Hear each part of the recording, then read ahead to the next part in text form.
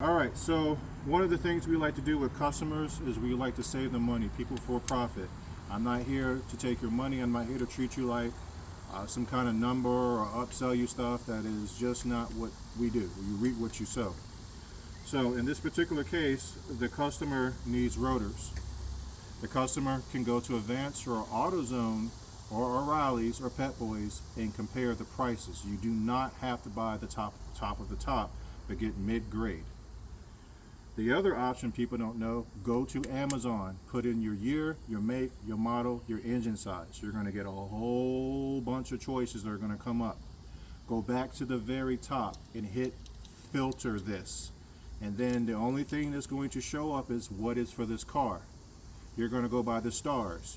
If you find something that's $40, you find something else because it's got a different name that has a lot of stars but comes in fast as you want it to, go with that. Click on it.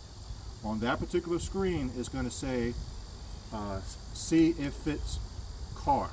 Click on it.